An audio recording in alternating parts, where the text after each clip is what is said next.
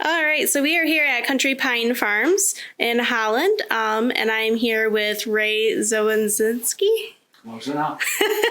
And we are going to learn a little bit about different types of trees that you would find for the holidays. So here at Country Pine Farms, what are some of your most popular Christmas trees that you guys sell? Well, the most popular one is really the Fraser, a Canang, and the concolor. These are the three firs we raise here.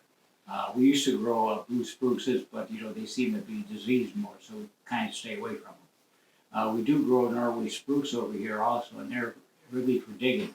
They're a nursery stock kind of a tree. Mm-hmm. Those are basically the 4 or 5 species we raise here. All right, and how many acres of Christmas trees do you guys grow here? On this farm here, there's 100 acres. There's 40 here, 40 some at the corner, and we rent land across the street. There's another 10. I would say approximately 95 acres of trees on this farm. Mm-hmm. But my boys have 2 other farms. And roughly how many trees grow on an acre? We put a good 1,000 trees per acre because we hill up. First of all, we go through a different process of growing. We plow our fields, we disc our fields, we hill our fields, and we grow our trees on a hill. So the trees are always getting their moisture because they're raised. They grow horizontally, their root system, so they definitely get more moisture along the edges as they are growing because they're more of a horizontal root tree. It works out very well for us, hilling the trees and keeping the drainage 3 or 4 feet away. So is being a Christmas tree farmer just something you do in the wintertime, or is it a year-round job? It's an all-year-round process. We have to shear the trees, we have to cut the grass, and we certainly have to use insecticide, pesticides to keep the deer out. We fence in our area, so everything is fenced in so the deer are out, but you still have to deal with the insects and that fungal diseases that occur. All right. So can you show us a few of the different types of trees and how do you identify them? We can identify, they all are pretty much a needle structure type of tree, but a conifer generally has a needle type of leaf, and it definitely also has a cone that it harvests or it sends out into seed. That's generally, and they're all year round green, so that's how they get their name evergreen and they're conifers as such.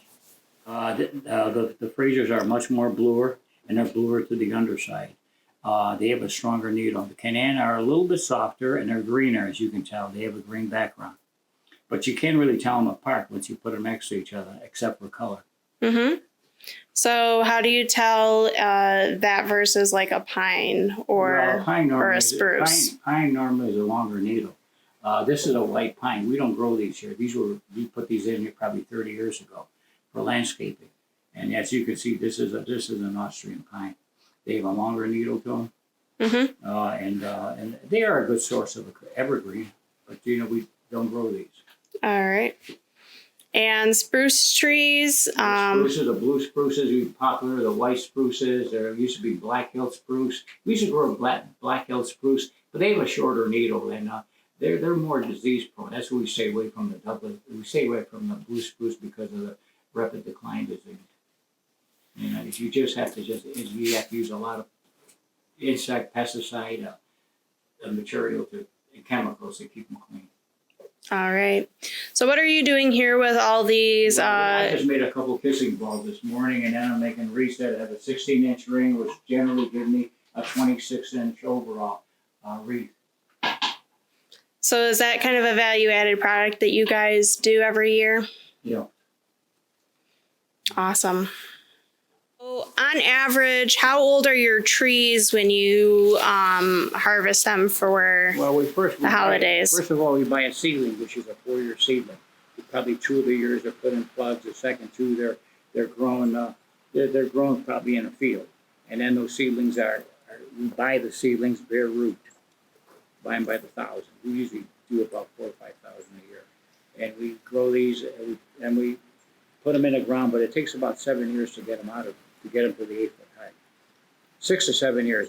The hilling helps a lot because it keeps keeps them dry, but it also gives them the water they need. Mm-hmm. And they spread the roots horizontally, which works out really well for us. So if you cut down a Christmas tree, do you replace it with Oh one? yeah, we as a matter of fact, we probably replace it with 2.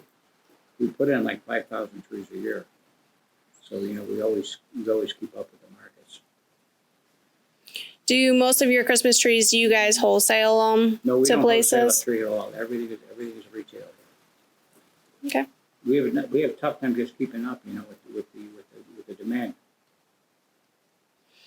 So what if someone said that they'd like an artificial tree? What's your Well, God bless them, That's all I can tell you, if they like artificial, fine. But I noticed people that had artificial trees will say down the road, what do I have to store this thing someplace? In the attic, or I got to wrap it up. Then not only that, they buy them all lit up. Now these lights don't work forever, so all of a sudden the tree needs fuses, or the bulbs are bad. Now you got to declassify or take the lights off and start all over again. I had a lot of people say, I'm not going to store this thing in my attic. No, you got to cover it because it's going to get dusty and dirty.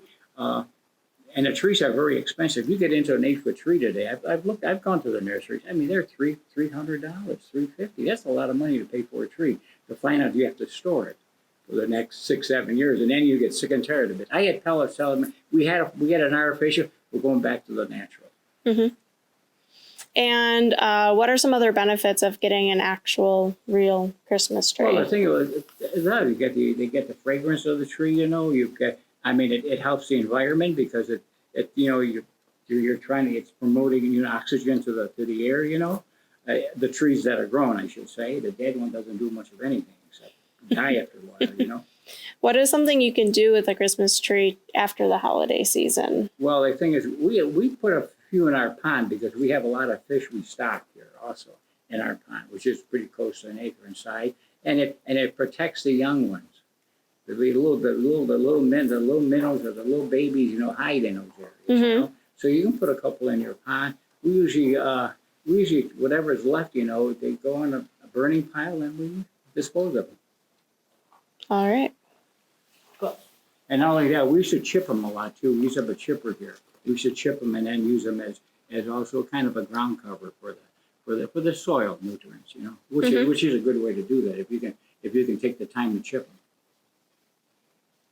Do they provide, so not only do you say like trees are great for the environment because they provide oxygen, does this provide like any other homes to animals in the environment too? Oh, yeah, sure. They sure do. Exactly, I don't know what thing likes, but it's a protection for them. We have a lot of bird nests I come in here and I go to the field all the time, I find a bird nest in every third tree. So it's a birth growth for the bird itself. It's well protected, it's under cover, and it's a home for them.